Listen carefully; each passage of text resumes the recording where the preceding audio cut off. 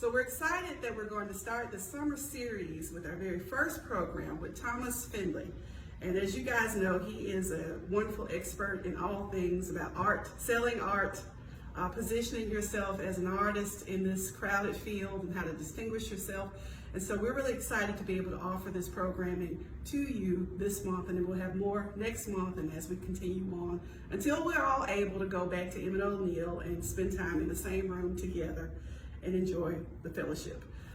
So I'm really excited to be able to have you join this conversation. It's going to be led by our VP of Programs, who you know, Carol Schrading, and she's just going to have a little conversation with Tom, and we're going to talk about all the things that we think are important to you, things we've heard you say, you've mentioned.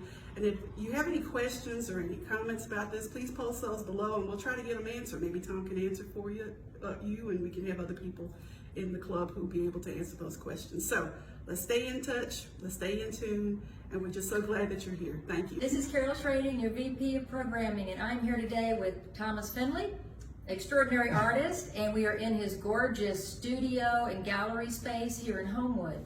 And he's going to talk with us today about how he became an artist and manages this difficult world of production and selling. And anyway, I'm turning it over to Tom. Yep. And maybe he can give us a little history, a little background. Okay, so yeah, I'm Thomas Andrew Findlay. I go by the name Thomas Andrew. So I pinned my work Thomas Andrew. And the funny thing is I didn't know, but when I first started, I pinned it Thomas Andrew, my first and middle name, and somebody said, okay, you need to stick with that.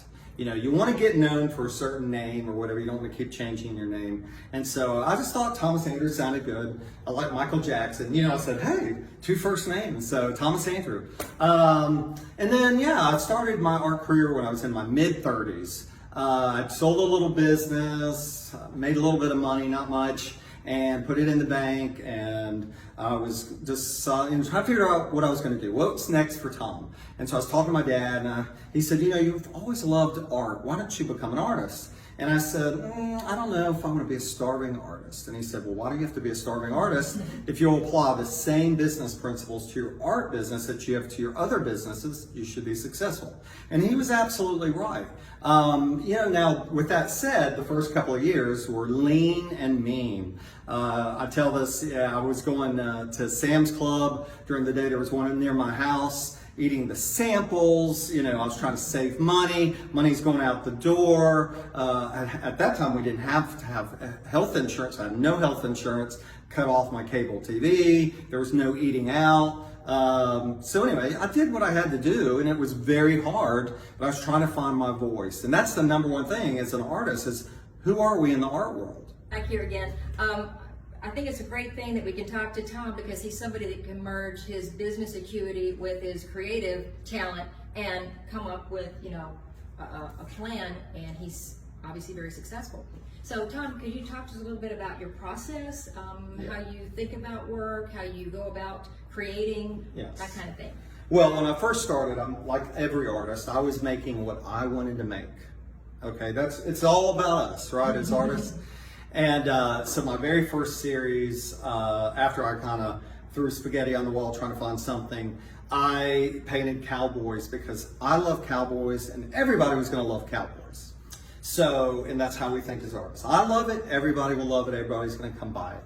And so my first gallery was Jim Smith over at Art Alley, and I've been turned down by every gallery in town. But Jim took a chance on me, and he said, you know, you're cowboys. I like the style. Don't know if we can sell cowboys here in Alabama. And the reason I did them to start with is because my father had taken us out west. I love the scenery, love the cowboy, you know, theme and everything. So I thought people in Alabama are going to love it.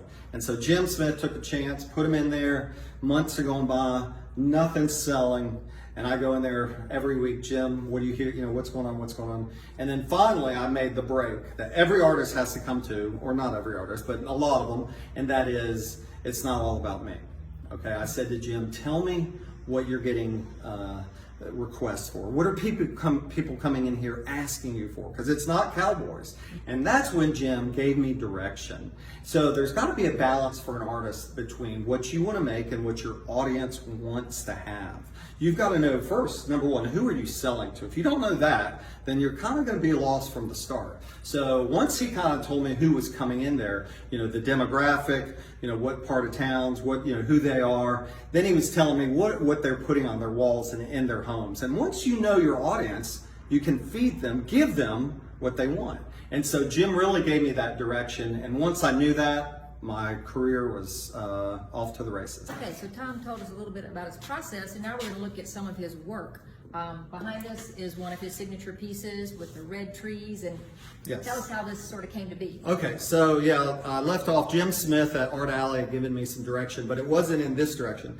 He said, why don't you paint angels? Now this is 2004, 2005, so not everybody was an angel artist back then, and very few men that were angel artists, but he was getting a request for them in his gallery. He had people walking in weekly saying, do you have anything angelic, not cherubby, not cartoonish, but more about the human figure? And I was a portrait artist. I could sketch portraits and do that kind of thing, which helped put a little money in my pocket. But I don't love portraiture, so I didn't want to become a portrait artist. But he said, hey, what about the angels? I did one. Someone saw it. She wept. It was an emotional connection, and I thought, wow, this is really powerful. So for the first 2 years of my career, I was an angel artist. Up until about 2006 or so. And then I wanted to, you can only do an angel so big. Most people aren't going to put a 6-foot angel over their sofa or mantle. I wanted to paint something larger. So I went back to Jim Smith at Art Alley and I said, tell me what you're selling on a large scale. And Jim said, it's either abstracts or landscapes. And I'm not really an abstract artist, so I started doing landscapes. And that's kind of what I'm known for outside of Alabama, because I do, a lot of shows in the Midwest, in the West, and it's all my landscape work. And so I'm kind of the red tree guy. So when I do these shows and I go back the next year, they go, oh, you're the red tree guy.